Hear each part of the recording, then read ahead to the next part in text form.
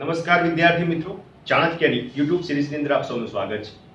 આપણે યુટ્યુબની અંદર જે વિડીયો અપલોડ જે શ્રેણી લેક્ચર કરી રહ્યા છીએ એની અંદર સબ્જેક્ટ છે બંધારણ, અને ભારતના બંધારણની અંદર જેટલા પણ ભાગ છે એટલે કે વર્તમાનની અંદર જેટલા પણ ટોટલ ભાગ છે દરેકે દરેક ભાગનું આપણે લેક્ચર લઈને આવવાના છીએ. આજે મિત્રો જે ટૂંક સમયની અંદર એટીડીઓ અને બિન સચિવાલયની જે એક્ઝામ આવી રહી છે, અને ખાસ કરીને એટીડીઓની એક્ઝામની અંદર જે સિલેબસની અંદર જે એસસી એસટી સમુદાય ઉપર જે ફોકસિંગ કરવામાં આવે છે અને જે ક્વેશ્ચન નીકાળવામાં આવે છે એનો મતલબ કે સીધો જ ભારતનું બંધારણના સિલેબસની અંદર હોવાના કારણે એની અંદર એસસી એસટી કમ્યુનિટીને લગતી યોજનાઓ ની સાથે બંધારણના પ્રશ્નો પણ વારંવાર પૂછાતા રહે છે. તો શરૂઆતની અંદર ભાગ 1 આપણે ચાલુ નથી કરતા, એ નેક્સ્ટ સેશનની અંદર જોઈશું, પરંતુ આ સેશનથી આપણે શરૂઆત કરવા જઈ રહ્યા છીએ ભાગ નંબર 16. ભારતના બંધારણનો ભાગ નંબર 16 આપણે જોઈ રહ્યા છીએ, અને ભાગ નંબર 16 જે છે એનું નામ છે અમુક વર્ગો સંબંધિત મહત્વની જોગવાઈ. તો પહેલો જ પ્રાઇમરી ક્વેશ્ચન મિત્રો અહીંયાથી નીકળી જાય છે.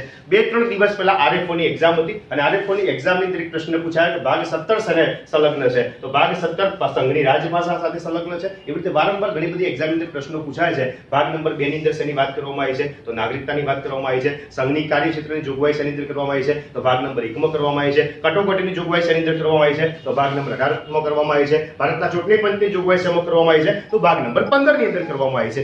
એવી જ રીતે મિત્રો એક પહેલો જ પ્રશ્ન આમાંથી એ નીકળે કે ભારતના બંધારણનો ભાગ નંબર 16 જે છે એ નીચેના પૈકી કઈ બાબત સાથે સંકળાયેલો છે, અથવા તો કઈ બાબતોનો એની અંદર ઉલ્લેખ કરવામાં આવ્યો છે. તો ખાસ પહેલો પ્રશ્ન આપણે ટાઇટલમાંથી નીકાળીએ છીએ. ભાગ નંબર 16 જે છે એ ભારતની અંદર અમુક વર્ગો જે છે એના સંબંધિત મહત્વની જોગવાઈઓ સાથે સંકળાયેલો છે. હવે મિત્રો આપણને પ્રશ્ન થાય કે ભારતની બંધારણની અંદર ભાગ નંબર 16 આખો સ્પેસિફિક કરી દેવામાં આવે છે.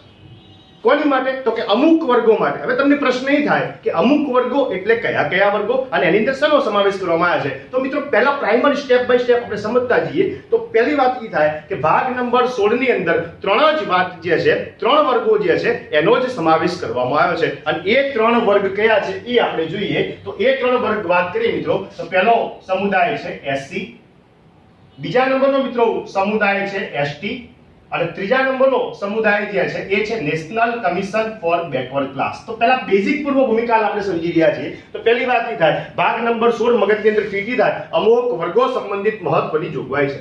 અચ્છા, એની અંદર શું છે? તો એની અંદર ત્રણ જ વર્ગ છે. કયા કયા ત્રણ વર્ગ છે? અનુસૂચિત જાતિ, શેડ્યુલ કાસ્ટ, અનુસૂચિત જનજાતિ, ટ્રાઇબલ, શેડ્યુલ ટ્રાઇબલ, ઓકે, અને NCBC national commission for backward class. તો આ ત્રણનો આપણે અભ્યાસ કરવાનો થાય છે. હવે મિત્રો શરૂઆત કરીએ આપણે લેક્ચર. શું કહે છે જુઓ અહીંયા કે ભારતનું મૂળ બંધારણ છે. મૂળ બંધારણનો મતલબ થશે શરૂઆતના સમયથી, કારણ કે એના પછી સમયાંતરે ભારતના બંધારણની પ્રમુખ લાક્ષણિકતા છે કે ફ્લેક્સિબલ છે, ઓકે, એટલે કે સમયાંતરે બંધારણીય સુધારા આપણે એની અંદર કરી શકીએ છીએ અનુચ્છેદ 368 મુજબ. એ આપણને સૌનો ખ્યાલ છે. ભાગ નંબર 20 ની અંદર એકમાત્ર અનુચ્છેદ છે 368 કે જેનાથી આપણે બંધારણીય સુધારા કરી શકીએ છીએ. તો એ પ્રમાણે મૂળ બંધારણની અંદર જોજો મિત્રો, મૂળ બંધારણની અંદર એકમાત્ર અનુચ્છેદ હતો 338. એકમાત્ર અનુચ્છેદ 338 ને એની અંદર એવું કહેવામાં આવ્યું. શું કહેવામાં આવ્યું કે ભાઈ એસસી એસટી વર્ગો જે છે, એસસી એસટી વર્ગો એટલે ટૂંકની અંદર મેં જનજાતિ લખી દીધું છે. જે જનજાતિ શબ્દ ફોકસ કરે છે એસસી ઉપર, જે માત્ર હાલના તબક્કે આપણે પ્રયોજન કરીએ છીએ, પણ એક્ચ્યુઅલી એ સમયે જનજાતિ શબ્દ ઇન્ડિકેટ કરતો હતો બંને કાસ્ટ માટે, બંને કમ્યુનિટી માટે, એસસી અને એસટી માટે. તો શરૂઆતની અંદર ભારતના બંધારણની અંદર અનુચ્છેદ 338 જે છે એ અનુસૂચિત જાતિ અને જનજાતિના વર્ગો માટે એક વિશેષ પ્રકારનો અધિકારી નિમવામાં આવે એવી જોગવાઈ કરવાની વાત. વિશેષ પ્રકારનો અધિકારી એટલા માટે કે એમના હિતો જે છે એ જળવાઈ રહે, અને ભવિષ્યની અંદર પણ એમને જે પ્રકારના લાભો ખાટરવાની જરૂરિયાત જે છે એમને મળતી રહે, એ માટે બીજા વર્ગો જે છે એની સાપેક્ષે ખભાથી ખભા મિલાઈને પ્રજા ચાલી શકે, એ વર્ગ ચાલી શકે, એ માટે મિત્રો એક અલગથી સ્પેશિયલ અધિકારીની નિમણૂક કરવાની વાત બને છે. શું સમય જતા અહીંયા લખ્યું છે પ્રમાણે સમય જતા આ સેશનની અંદર 65મા નંબરનો એક બંધારણનો સુધારો થશે વર્ષ 1990 ની સાલની અંદર. અને ત્યાં શું કરવામાં આવશે? ત્યાં એવું કરવામાં આવશે કે નહીં એક જ અધિકારી નહીં, આની માટે એક આયોગ હોવું જોઈએ. આયોગનો મતલબ થશે બહુ સભ્ય વાળો આયોગ થશે. મતલબ મિત્રો પહેલા નંબરનો બંધારણ સુધારો એ સંદર્ભે થશે કે પેલો એક અધિકારી હતો એની જગ્યાએ બહુ સભ્ય વાળું આયોગ નિમવામાં આવશે. તો મિત્રો એસસી એસટી વર્ગો માટે એક અધિકારીની જોગવાઈ હતી. ત્યાર પછી 65મો બંધારણીય સુધારો થાય વર્ષ 1990 માં, અને એસસી એસટી આયોગ જે છે ઓકે એની જોગવાઈ કરી દેવામાં આવે. તો વાત એ થાય કે હાલનું વર્તમાનની અંદર જે એસસી એસટી આયોગ છે એ શરૂઆતના મૂળ બંધારણમાં નહોતું મિત્રો. અચ્છા, એસટી એસસી આયોગ અત્યારે બંધારણીય દરજ્જો ધરાવે છે, પરંતુ મૂળ બંધારણની અંદર પ્રશ્ન આવો પૂછાય કે મૂળ બંધારણની અંદર એસસી એસટી આયોગ હતું તો નહીં. અનુચ્છેદ 338 પ્રમાણે મૂળ બંધારણની અંદર અનુસૂચિત જાતિ અને અનુસૂચિત જનજાતિના જે લોકો છે એમની માટે એક ચોક્કસ વિશેષ અધિકારની જોગવાઈ કરવામાં આવી હતી, જેને 65મો બંધારણીય સુધારાથી 1990 ના વર્ષની અંદર એક આયોગની અંદર કન્વર્ટ કરવામાં આવે, એટલે કે આયોગની રચના થઈ બહુ સભ્ય વડે. તો બીજો પ્રશ્ન મિત્રો અહીંયાથી મહત્વનો એ નીકળે છે કે ભારતની અંદર એસસી એસટી આયોગની નિમણૂક ક્યારે કરવામાં આવી? ત્યારે આપણો જવાબ આવશે વર્ષ 1990 ની સાલની અંદર. કયા નંબરના બંધારણીય સુધારો થયા? તો 65મા નંબરના બંધારણીય સુધારો થયા. હવે લેવલ ઉપર આવી ગયા છે. હાલ સુધી આપણે એ સમજ્યા ભાગ નંબર 16 અમુક વર્ગો સંબંધિત મહત્વની જોગવાઈ. કયા ત્રણ વર્ગો? એસસી છે, એસટી છે અને national commission for backward classes NCBC છે. આપણે એ સમજ્યા કે શરૂઆતના મૂળ બંધારણની અંદર એક જ અનુચ્છેદ હતો 338 ના અંદર એવું કીધું હતું કે ભાઈ અનુસૂચિત જનજાતિ અને જાતિના જે હિતો જે છે એનું રક્ષણ કરવા માટે એક વિશેષ અધિકારની નિમણૂક કરવામાં આવશે. ત્યાર પછી શું થયું કે ભાઈ એક અધિકાર નથી રાખવો, આપણે આયોગ બનાવવું છે. ત્યાર પછી વર્ષ 1990 ની સાલની અંદર 65મો બંધારણીય સુધારા દ્વારા બહુ સભ્યવાળું આયોગ બનાવી દેવામાં આવે. મતલબ હવે મિત્રો આપણે એક અધિકારી નહીં, પરંતુ હવે આવી ગયા છીએ એસસી એસટી આયોગ. હવે જોજો મિત્રો શું કહે છે, એસસી એસટી આયોગ ઉપર આપણે આવી ગયા છે. ત્યાર પછી શું થશે? ત્યાર પછી મિત્રો બીજા નંબરનું સ્ટેપ એ છે કે નક્કી થશે કે એસસી એસટી બંનેનું ભેગું આયોગ છે, હવે એને સેપરેટ કરી દેવામાં આવે. એટલે કે અનુસૂચિત જાતિ માટેનું એક અલગ આયોગ થઈ જાય અને અનુસૂચિત જનજાતિ માટેનું એક અલગ આયોગ થઈ જાય. આપણે સામાન્ય રીતે જો શબ્દોની અંદર પણ પ્રયોજન કરીએ છીએ, અનુસૂચિત જાતિ, અનુસૂચિત જનજાતિ, મતલબ પાછળથી શબ્દ આપણે મેળવીએ અનુસૂચિત જનજાતિ. તો મિત્રો અનુસૂચિત જાતિમાંથી અનુસૂચિત જનજાતિ અલગ આયોગ બનશે. તો અહીંયા લખ્યું છે 89મો બંધારણીય સુધારો વર્ષ 2003 થી ભારતના બંધારણમાં એક અલગથી પેટા અનુચ્છેદ એડ થાય. અનુચ્છેદ એક માત્ર હતો 338. અહીંયા 338 એ પ્રમાણે અહીંયા લખ્યું છે કે ભાઈ એસસી એસટી આયોગ જે છે એ અલગથી અસ્તિત્વ ધરાવશે. હાલ સુધી આપણે એ પહોંચ્યા કે શરૂઆતની અંદર એક સભ્યવાળું તો બંને મિક્સ હતા, એના પછી એક બંધારણીય સુધારો થયો અને એક આયોગ બનાવી દેવામાં આવ્યો. એના પછી હવે શું થશે? હવે એસસી એસટી બે અલગ જે કમ્બાઈન આયોગ હતા એમાંથી એસટી આયોગ જે છે એ અલગની અંદર થશે. 2 દિવસ પહેલા જે આરએફઓની એક્ઝામ લેવાય એમ જ પ્રશ્ન પૂછાય મિત્રો કે ભાઈ અલગથી એસટી આયોગની રચના કયા વર્ષે કરવામાં આવી હતી? તો ખાસ યાદ રાખજો 2004 ની સાલની અંદર ભારતની અંદર અલગથી એસટી આયોગ અસ્તિત્વ ધરાવે છે. પણ બંધારણીય સુધારો પૂછે તો વર્ષ આવશે 2003 અને કયા નંબરનો? તો 89મા નંબરનો બંધારણીય સુધારો આવશે. તો આ જે ફેજ આપણે સમજીએ એકવાર 1 મિનિટના અંદર રિકેપ કરીએ તો આપણને એ ખ્યાલ આવે કે શરૂઆતની અંદર મૂળ બંધારણની અંદર એકમાત્ર અનુચ્છેદ કયો હતો? એસસી એસટી બંને માટે હતો 338. 338માં શું હતું? એક વિશેષ અધિકારની જોગવાઈ હતી. ઓકે, ત્યાર પછી શું થાય? ત્યાર પછી 65મો બંધારણીય સુધારો વર્ષ 1990 ના અંદર એસસી એસટી માટે જે વિશેષ અધિકારી હતી એની જગ્યાએ આયોગની રચના થાય. તો ખાસ યાદ રાખજો આયોગની રચના બંને કમ્બાઈન આયોગની રચના ક્યારે થઈ? વર્ષ 1990 ની સાલની અંદર થાય. ત્યાર પછી શું થાય? ત્યાર પછી એસસી એસટી આયોગ છે એમાંથી એસટી આયોગ જે છે એ અલગથી બને. કયા? તો 89મા નંબરનો બંધારણીય સુધારો વર્ષ 2003 આવશે અને એસટી આયોગ જે છે અલગ બનશે. કયા વર્ષથી? તો 2004 થી અલગ બનશે. તો દેશી ભાષામાં સમજી આવે, બિલકુલ દેશી ભાષા. નંબર 1 કે ભાઈ શરૂઆતની અંદર આયોગ નહોતું. પહેલો પ્રશ્ન હતો એ આયોગ 1990 થી આવ્યો. શરૂઆતની અંદર શું હતું? મૂળ બંધારણમાં એક જ અનુચ્છેદ તો 338. હું વારંવાર બોલીશ, મગજની અંદર ફિટ થવું જોઈએ. શરૂઆતની અંદર એક જ અનુચ્છેદ તો 338 અને એસસી એસટી બંને માટે એક અધિકારની જોગવાઈ કરવાની વાત કરતો હતો. ત્યાર પછી 65મો બંધારણીય સુધારો 1990 થયો અને એના પછી આયોગનું અસ્તિત્વ આવ્યું. બંને માટે હજુ પણ કમ્બાઈન આયોગ છે.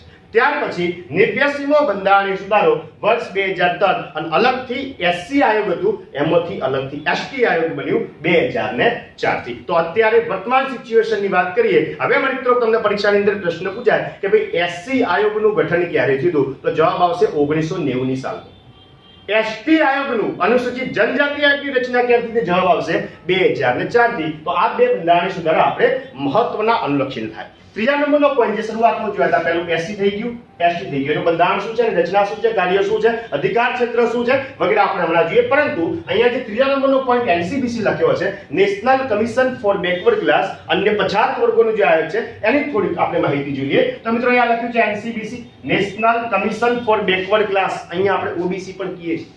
ઓબીસી દરેક રાજ્યની પ્રાદેશિક ભાષાની અંદર વપરાતો શબ્દ છે, પરંતુ ભારતના બંધારણની અંદર મિત્રો ખાસ યાદ રાખજો, ભારતના બંધારણની અંદર જે શબ્દ પ્રયોજવામાં આવ્યો છે એ અધર બેકવર્ડ ક્લાસ નહીં, પરંતુ national commission for backward class. અચ્છા, ચોક્કસ હું ચોક્કસ કહી શકું કે ભાઈ ઓબીસી વર્ગના માટે કયું આયોગ? તો જવાબ હશે આયોગનું નામ છે એનસીબીસી. આયોગ જે છે એનું નામ છે એનસીબીસી. ભારતમાં કોઈ ઓબીસી આયોગ અસ્તિત્વ ધરાવતું નથી જેને બંધારણીય દરજ્જો પ્રાપ્ત નથી. તો બંધારણીય દરજ્જો પ્રાપ્ત છે એ આયોગનું નામ છે NCBC. It means the national commission for backward classes, એટલે કે રાષ્ટ્રીય પછાત વર્ગો માટેનું આયોગ. શું કહે છે આની અંદર? જુઓ કે શરૂઆતની અંદર આયોગ જે છે એ વૈધાનિક માળખાથી રચના થઈ હતી. હવે વૈધાનિક માળખું આપણને ખ્યાલ છે કે વૈધાનિકનો મતલબ શું થાય છે? વૈધાનિક સંસ્થાઓ કેવું હોય? જો આપણા બંધારણની અંદર આપણે ભણવા જઈએ છીએ તો 3 પ્રકારની સંસ્થાઓનો એની અંદર ઉલ્લેખ કરવામાં આવ્યો છે. બેઝિકલી જોવા જઈએ તો નંબર 1 પહેલા એને એવું કીધું કે બંધારણીય સંસ્થા. બંધારણીય સંસ્થાનો મતલબ શું થશે કે જેનો બંધારણની અંદર ઉલ્લેખ કર્યો હોય એવી સંસ્થાને આપણે કહીએ છીએ બંધારણીય સંસ્થા. ઉદાહરણ તરીકે તમને પૂછે કે ચૂંટણી પંચ કેવા પ્રકારની સંસ્થા છે, તો બંધારણીય છે, કેમ કે એનો બંધારણની અંદર ઉલ્લેખ કરેલો છે. તમને પૂછે કે યુપીએસસી જીપીએસસી કેવા પ્રકારની સંસ્થા છે, તો બંધારણીય સંસ્થા. ઘણી વખત પરીક્ષામાં આવા પણ પ્રશ્નો પૂછે છે. તમે અગાઉ જોયા હશે નીચેના પૈકી કઈ એકમાત્ર વૈધાનિક સંસ્થા છે, નીચેના પૈકી કઈ એક ગેરબંધારણીય સંસ્થા છે, નીચેના પૈકી કઈ એક બંધારણીય સંસ્થા છે. તો બંધારણીય સંસ્થાનો મતલબ શું થશે કે જેનો બંધારણનો ઉલ્લેખ હોય. બીજા નંબરનો પોઈન્ટ આપણે જોઈએ વૈધાનિક સંસ્થા. વૈધાનિક સંસ્થાનો મતલબ શું થશે? કારણ કે આ પણ એક વૈધાનિક સંસ્થા છે. વૈધાનિક સંસ્થાનો મતલબ થશે સંસદે કાયદા દ્વારા બનાવેલી સંસ્થા. શું થશે?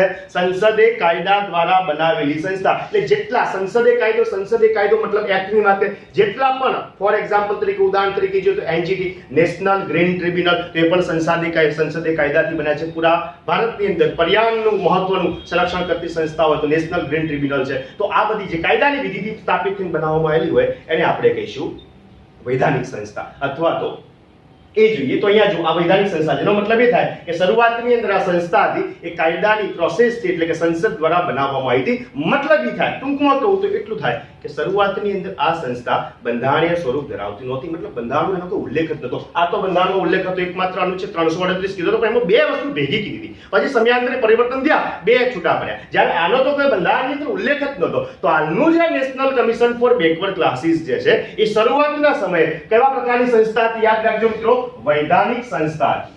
ત્યાર પછી આપણે જોઈએ વર્ષ 2018 ની અંદર ભારતના બંધારણની અંદર 102 મો સુધારો કરી આ સંસ્થાને શું કરવામાં આવે? તો બંધારણીય દરજ્જો આપવામાં આવે. એનો મતલબ એ થઈ ગયો સીધો કે ભાગ નંબર 16 ની અંદર આનો પણ સમાવેશ કર્યો. તો ભાગ નંબર 16 જે છે એસસી એસટી અને national commission for backward classes નો બંધારણીય સ્વરૂપે એની અંદર સમાવેશ કરેલો છે. તો શરૂઆતના સમયે આ પોઈન્ટ જે છે એ બંધારણીય હતો. તો આ પણ બંધારણીય સુધારો યાદ રાખજો. 102 મો બંધારણીય સુધારો વર્ષ 2018 થી એનસીબીસી જે છે એને વૈધાનિક આયોગમાંથી કન્વર્ટ કરી અને એને સંવૈધાનિક એટલે કે બંધારણીય દરજ્જો આપવામાં આવશે. અચ્છા, અહીંયા છે NCBC national commission for backward class. ગુજરાતીમાં એ લખ્યું છે પછાત વર્ગો. સરકારે જે પછાતપણું જે છે એ શેના બેઝ ઉપર તૈયાર કર્યું? તો ખાસ યાદ રાખજો, એ પછાતપણું જે છે એ બે વસ્તુના બેઝ ઉપર, બે વસ્તુના પેરામીટર્સ ઉપર તૈયાર કર્યું. અને એ બે વસ્તુ છે સામાજિક અને શૈક્ષણિક. ઓપ્શન મૂકશે આર્થિક. આર્થિક નહીં આવે. આર્થિકનો કન્સેપ્ટ છે ઈડબ્લ્યુએસ છે,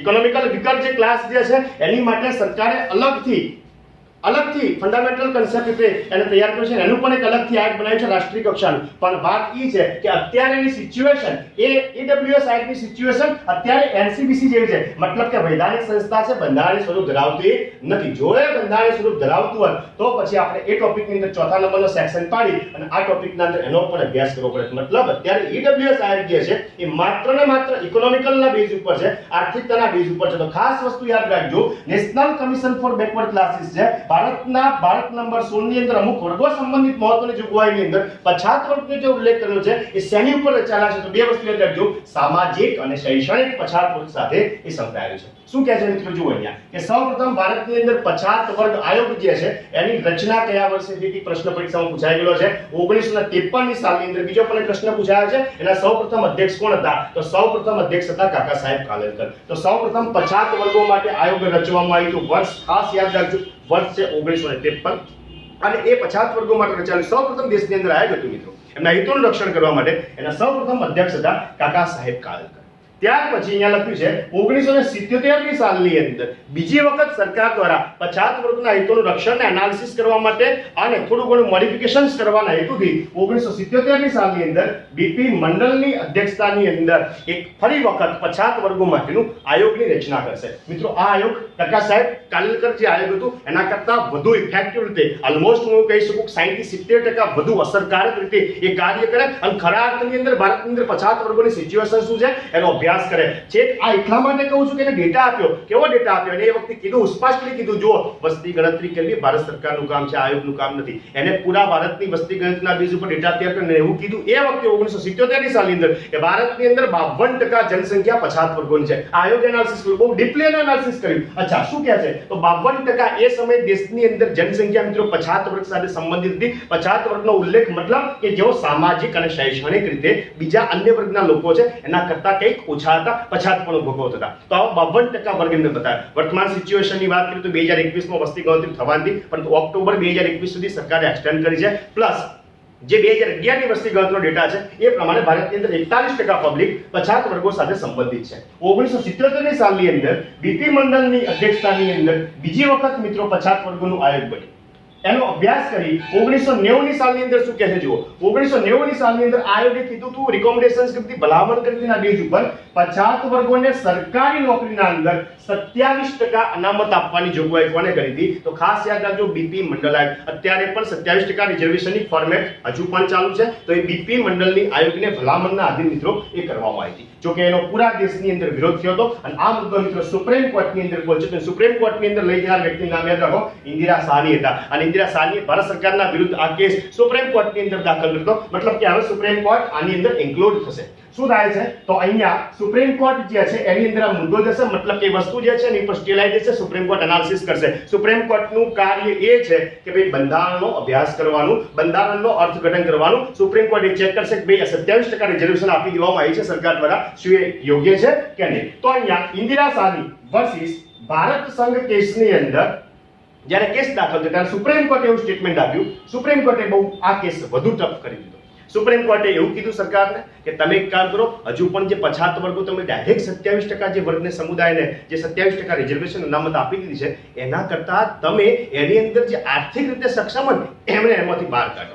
આર્થિક રીતે સક્ષમ છે એમાંથી બહાર કાઢો. મતલબ સુપ્રીમ કોર્ટના આદેશ અનુસાર ભારત સરકારે એના પણ બે વર્ગ પાડ્યા, પછાત વર્ગના પણ બે વર્ગ પાડ્યા. એક વર્ગ ક્રિમી અને બીજો વર્ગ આવશે નોન ક્રિમિલિયર. અને મને સ્પષ્ટ ઉલ્લેખ કર્યો કે નોન ક્રિમિલિયર જે વર્ગ જે છે એ જ ખરા અર્થની અંદર સામાજિક અને શૈક્ષણિક રીતે પછાત છે, એમને જ 27% અનામત મળવી જોઈએ. તો ક્રિમિલિયર વર્ગની અંદર આપણે જોવા જઈએ, આપણે કહીએ છીએ સામાન્ય ક્રિમિલિયર, પણ એની અંદર પણ બે સર્ટી નીકળે છે. એક ક્રિમિલિયર સર્ટી નીકળે છે, નોન ક્રિમિલિયર. તો અત્યારે જે રિઝર્વેશન પ્રાપ્ત થયા છે એ નોન ક્રિમિલિયર વર્ગ જે છે એને જે પ્રાપ્ત છે. તો આની અંદર આપણે એ સમજ્યા, એનસીબીસી ના સંદર્ભે એ સમજ્યા કે national commission for backward classes જે છે ભારતની અંદર પછાત વર્ગોનું પ્રતિનિધિત્વ કરતું વર્ગ છે. બીજા નંબરનો પોઈન્ટ એ બંધારણની અંદર શરૂઆતમાં સ્થાન ધરાવતું નહોતું. એનો મતલબ કેવા પ્રકારની સંસ્થા હતી? તો એ સંસ્થા વૈધાનિક હતી. વૈધાનિકનો મતલબ થશે સંસદે કાયદા દ્વારા આયોગની રચના કરેલી. ઓકે, ત્યાર પછી શું થશે? ત્યાર પછી 102મો બંધારણીય સુધારો વર્ષ 2018 થી એને બંધારણીય સ્વરૂપ આપવામાં આવશે. બંધારણીય સ્વરૂપ આપવામાં આવે મિત્રો તો સીધું લોજિક છે કે બંધારણની અંદર આનો સમાવેશ કરેલો હોવો જોઈએ. તો આનો સમાવેશ એક અલગ અનુચ્છેદ સ્વરૂપે થશે. અનુચ્છેદ એનો એ જ 338B. તો એ જ વસ્તુ મિત્રો અહીંયા લખી છે, ધ્યાન આપો કે વર્તમાનની અંદર અમે મૂળ સિચ્યુએશન પ્રમાણે આજની તારીખ પ્રમાણે આવી જઈએ. વર્તમાનની અંદર અનુસૂચિત જાતિ મતલબ એસસી આયોગ માટે અનુચ્છેદ કયો આપણે જોયું 338. એમાંથી અલગ પડેલો આયોગ કયો હતો? અનુસૂચિત જનજાતિ અથવા તો આદિજાતિ મતલબ એસટી. એની માટે અનુચ્છેદ કયો? અનુચ્છેદ 338A. અને પાછળથી જે ઉમેરવામાં આવ્યું એનસીબીસી, એની માટે અનુચ્છેદ કયો? 338B. તો આ ત્રણ વસ્તુ છે જે મેં શરૂઆતની અંદર તમને બતાવી દીધી. તો ભારતના બંધારણના ભાગ નંબર 16 ની અંદર અમુક વર્ગો સંબંધિત મહત્વની જોગવાઈની અંદર ત્રણ વર્ગ છે. એટલે ત્રણ મહત્વના આર્ટિકલ યાદ રાખવા હતા. જો કે આર્ટિકલ તો એક જ છે, 338. તો 338 અત્યારે જવાબ શું આવશે? એસસી આયોગ આવશે.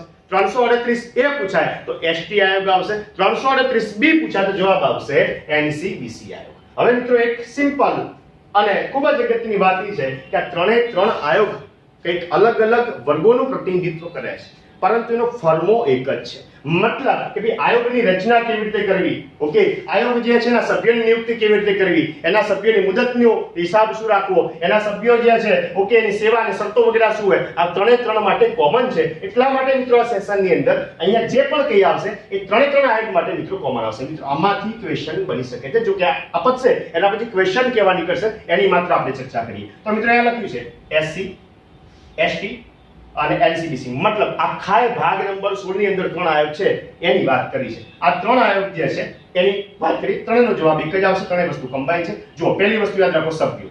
તમને પ્રશ્ન પરીક્ષાની અંદર પૂછે, પ્રશ્ન હું છેલ્લે બનાવીશ, ક્લાસ 1 to લેવલ, ક્લાસ 3 થી લઈ ક્લાસ 1 to લેવલ સુધીના પ્રશ્નો કેવી રીતે પૂછાય એ હું તમને કહેતો રહીશ. પણ પહેલા આપણે બેઝિક વસ્તુ સમજીએ. SC આયોગ, ST આયોગ અને NCBC આયોગ જે છે એના સભ્યોની વાત થાય તો મિત્રો 5 સભ્યોનું બનેલું છે. ખાસ યાદ રાખો. કેટલા સભ્યોનું બનેલું છે? 5 સભ્યોનું બનેલું છે, જેની અંદર એક અધ્યક્ષ હોય છે અને એક ઉપાધ્યક્ષ હોય છે અને બાકીના ત્રણ જે છે એના સભ્યો હોય છે. ખાસ વસ્તુ મિત્રો એક અગત્યનો પોઈન્ટ માં લખેલી હતી પણ યાદ રાખજો, SC આયોગ હોય, ST આયોગ હોય, NCBC આયોગ હોય, એનો અધ્યક્ષ એ જ કમ્યુનિટીથી બિલોંગ્સ થતો હોવો જોઈએ. તો ખાસ યાદ રાખજો, SC આયોગ તો એનો અધ્યક્ષ SC જોવો જોઈએ, ST આયોગ તો એનો અધ્યક્ષ ST જોવો જોઈએ, NCBC તો એનો અધ્યક્ષ અધર બેકવર્ડ ક્લાસીસ મતલબ જે પછાત વર્ગ છે એમાંથી જ પ્રતિનિધિત્વ કરતો હોવો જોઈએ. હવે ટ્વિસ્ટ પોઈન્ટ થાય, સ્ટેટમેન્ટ એક લખેલું હોય કે ભાઈ ST આયોગના સંદર્ભે કયા વિધાનો સાચા છે અથવા તો કયા વિધાનો ખોટા છે. એમાં લખેલું હોય કે ભાઈ તેનો અધ્યક્ષ માત્ર ST કમ્યુનિટીમાંથી બિલોંગ કરતો હોવો જોઈએ, બરાબર છે. પણ અલ્પવિરામ કરીને બીજો પ્રશ્ન લખેલો હોય પરંતુ તેના સભ્યો અન્ય વર્ગોમાંથી પણ હોઈ શકે, આવો પ્રશ્ન લખેલો. પરંતુ તેના સભ્યો અન્ય વર્ગોમાંથી મતલબ એ બીજી કાસ્ટમાંથી પણ હોઈ શકે. તો બિલકુલ સાચું છે, યાદ રાખજો. માત્ર એનો અધ્યક્ષ જ કમ્યુનિટીનો હોવો જોઈએ, બાકીનો ઉપાધ્યક્ષ ને બાકીના ત્રણ સભ્યો એટલે કે બાકીના 4 વ્યક્તિઓ જે છે એ કોઈ પણ કમ્યુનિટીના સરકાર નિયુક્ત કરી શકે છે. તો ખાસ યાદ રાખજો, આ ત્રણની અંદર એના અધ્યક્ષ હંમેશા એ જ કેટેગરીનો હશે. એના પછી લખ્યું છે કે એના સભ્યોની અંદર એક અધ્યક્ષ, એક ઉપાધ્યક્ષ અને 3 સભ્યો, એટલે ત્રણ માટે કોમન જવાબ યાદ રાખવાનું. માળખું જોઈ રહ્યા છે, સ્ટ્રક્ચર જોઈ રહ્યા છે, 5 સભ્યો એની અંદર છે. બીજા નંબરનો પોઈન્ટ છે કે એની સેવા, શરતો અને હોદ્દાની મુદત. આ 5 વ્યક્તિઓ જે છે એની સેવા એટલે કે શું કાર્યો કરવાના છે, એમના આ પદ ઉપર લાવવા માટે શું શું શરતો છે અને હોદ્દાની મુદત શું છે એ રાષ્ટ્રપતિના નિયમોને આધીન નક્કી કરવામાં આવે છે. એ રાષ્ટ્રપતિના નિયમોને આધીન નક્કી કરવામાં આવે છે. એનો મતલબ એ થાય કે બંધારણની અંદર ચોક્કસ કોઈ ઉલ્લેખ છે નહીં કે ભાઈ કેવા વ્યક્તિની નિમણૂક કરી શકાય વગેરે વગેરે મેટર્સ. ઓકે, કેટલા સમય સુધી રહી શકાય એ રાષ્ટ્રપતિ નક્કી કરશે. અચ્છા, અહીંયા લખ્યું છે કે વર્તમાનની અંદર, હાલની વાત કરું છું, વર્તમાનની અંદરનો કાર્યકાળની વાત કરીએ તો બંધારણમાં કોઈ ઉલ્લેખ નથી, મેં તમને પહેલા જ કહી દીધું. પરંતુ રાષ્ટ્રપતિ દ્વારા નક્કી કરવામાં આવે છે, એ પણ મેં તમને અહીંયા કીધું, નિયમોને આધીન છે. પરંતુ વર્તમાનની અંદર એનો કાર્યકાળ 3 વર્ષ રાખવામાં આવે છે. વર્તમાનની અંદરનો કાર્યકાળ 3 વર્ષ રાખવામાં આવ્યો છે તથા તેની પુનઃ નિયુક્તિ પણ કરી શકાય છે, પરંતુ અહીંયા સ્ટેટમેન્ટ યાદ રાખજો, 2 વારથી વધુ નહીં. તો પહેલા 3 બેઝિક પ્રશ્નો, પછી હું તમને ક્લાસ 1 to લેવલના પ્રશ્ન પૂછાવ. પહેલો બેઝિક પ્રશ્ન એ પૂછાય કે ભાઈ SC ST અથવા તો NBC આયોગ જે NCBC આયોગ જે છે એના સભ્યની નિમણૂક કેટલા સમય માટે? બેઝિક પ્રશ્ન પર 3 વર્ષ, 1 વર્ષ, 2 વર્ષ, 5 વર્ષ માટે જવાબ આવશે 3 વર્ષ. નિયુક્તિ કોણ કરશે? નિયુક્તિ રાષ્ટ્રપતિ કરશે. કેવી રીતે? એકચ્યુઅલી રાષ્ટ્રપતિના નિયમ મુજબ કરશે. હવે આમાંથી જ આ જે સ્ટેટમેન્ટ છે એમાંથી કોઈ પ્રશ્ન બનાવો કે ભાઈ SC ST અથવા તો NCBC આયોગ જે છે એના સભ્યોની નિયુક્તિ બાબતે કયા વિધાન ખોટા છે અથવા તો કયા વિધાન સાચા છે. સ્ટેટમેન્ટ નંબર 1, બંધારણનો કોઈ ઉલ્લેખ નથી એવું સ્ટેટમેન્ટ. બીજા નંબરનું સ્ટેટમેન્ટ કે આ જે આયોગ જે છે એના સેવા, શરતો અને હોદ્દાની મુદત રાષ્ટ્રપતિના નિયમોને આધીન થાય છે, એ બરાબર છે. પહેલું કીધું તો બંધારણમાં કોઈ ઉલ્લેખ નથી, એ બરાબર છે. બીજા નંબરનો પોઈન્ટ કીધો રાષ્ટ્રપતિના નિયમોને આધીન થાય છે, બરાબર છે. ત્રીજા નંબરનો પોઈન્ટ એવું કહે છે કે એના સભ્યોને પુનઃ નિયુક્તિ કરી શકાય છે, તો એ બરાબર છે. ત્રીજા નંબરનો પોઈન્ટ કહે છે એના સભ્યોને પુનઃ નિયુક્ત કરવા હોય તો કરી શકાય, એ બરાબર છે. ચોથા નંબરનો પોઈન્ટ એવું લખેલો હોય પરંતુ 2 વખતથી વધુ નિયુક્ત કરી શકાય ને, જે સ્ટેટમેન્ટ પર કેવું છે બરાબર છે. મતલબ કે એક સભ્ય જે છે ને વધુમાં વધુ એક વખત એક્સટેન્શન આપી શકાય પરંતુ ત્રીજી વખત એની નિયુક્તિ થઈ શકતી નથી. તો ખાસ આ પોઈન્ટ યાદ રાખજો, બંધારણનો કોઈ જ ઉલ્લેખ નથી. અને આ શું છે? આ શું છે? આ હાલના રાષ્ટ્રપતિ રામનાથ કોવિંદની જે નિયમાવલી જે છે એ પ્રમાણે છે. હવે કાલે ધારો કે નવો રાષ્ટ્રપતિ આવે ને એવું કહી દે કે 2 વર્ષ કર દો તો પછી 2 વર્ષ થઈ જાય. ખ્યાલ છે કે આજની તારીખ, આજની સિચ્યુએશન પ્રમાણે આના સભ્યોનો કાર્યકાળ 3 વર્ષ છે. જો કે બંધારણમાં કોઈ સ્પષ્ટ ઉલ્લેખ નથી. મતલબ નવો રાષ્ટ્રપતિ આના મગજમાં લોજિકમાં કંઈક નવું બે તો નવું બનાવે. અહીંયા લખ્યું કે આજની તારીખ પ્રમાણે 2 વખતથી વધુ ન બની શકે. એ આજની તારીખ, આજના સમય પ્રમાણે છે. હમણાં 1 કલાક પછી નવો રાષ્ટ્રપતિ આવે ને એવું કે ભાઈ એક જ વખત થાય તો પછી એ વખતેનો જવાબ એક જ વખત થઈ જાય. આજની તારીખ, આજની પેટર્ન પ્રમાણે પહેલો પોઈન્ટ યાદ રાખો, બંધારણમાં કોઈ સ્પષ્ટ જોગવાઈ નથી. બીજા નંબરનો પોઈન્ટ એ લખ્યો છે રાષ્ટ્રપતિ જે નક્કી કરે એ પ્રમાણે થશે. ત્રીજા નંબરનો પોઈન્ટ એ છે રાષ્ટ્રપતિ જે નક્કી કરવામાં આવશે એનો કાર્યકાળ આજની તારીખ પ્રમાણે 3 વર્ષનો છે અને જે પણ સભ્યો છે એને એક્સટેન્શન આપવું હોય, પુનઃનિયુક્તિ કરવી હોય તો થઈ શકે. અચ્છા, કેટલી વખત? વધુમાં વધુ 2 વખત, એનાથી વધુ નહીં, મતલબ ત્રીજી વખત નહીં. અહીંયા લખ્યું છે નિમણૂક જે છે, નિમણૂક કેવી રીતે કરવામાં આવે છે અને શપથ વગેરે લેવાના થતા નથી. નિમણૂક જે છે એ રાષ્ટ્રપતિના સહી સિક્કાવાળા આજ્ઞાપત્રથી, એટલે કે બાય ઓર્ડર, રાષ્ટ્રપતિ ધ પ્રેસિડેન્ટ ઓફ ઇન્ડિયા જે છે એના ઓર્ડરથી એના સભ્યો, અધ્યક્ષ અને ઉપાધ્યક્ષ જે છે એની નિયુક્તિ કરવામાં આવે છે. મિત્રો, આના સંલગ્ન અનુચ્છેદ મહત્વના જે છે એ હજુ આપણે જોવાના છે, પરંતુ માત્ર 2-3 મિનિટના અંદર આખો ટોપિક હું તમને રિવાઇઝ કરવા જઈ રહ્યો છું. દરેકે દરેકનું અટેન્શન અહીંયા આવવું જોઈએ. શું કહે છે જુઓ, તો આપણે વાત કરી રહ્યા હતા ભાગ નંબર 16 અને ભાગ નંબર શેની સાથે છે? અમુક વર્ગો સંબંધિત છે. અમુક વર્ગ એટલે કયા? એક એસસી છે, એસટી છે અને એનસીબીસી છે. અચ્છા, આ ત્રણે અત્યારની સિચ્યુએશનની અંદર બંધારણીય માળખું ધરાવશે. એક સુપર ક્વેશ્ચન તમને મિત્રો પૂછી લો. અહીંયા પ્રશ્ન હું એવો પૂછું કે ભારતના બંધારણના ભાગ 16 ની અંદર અમુક વર્ગો સંબંધિત મહત્વની જોગવાઈનો ઉલ્લેખ છે. પ્રશ્ન સમજો, ક્લાસ 1-2 લેવલના પ્રશ્નો આટલે પૂછાય.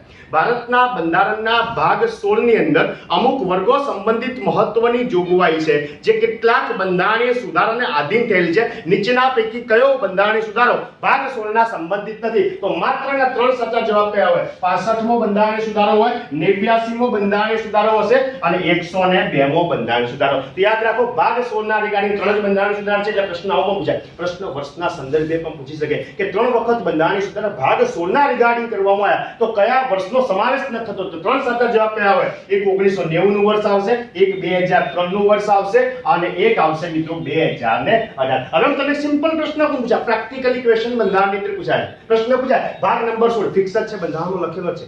ભાગ નંબર 16 માં છેલ્લો બંધારણ સુધારો કયા વર્ષે થયો? તો સીધો જવાબ શું આવે? 2018.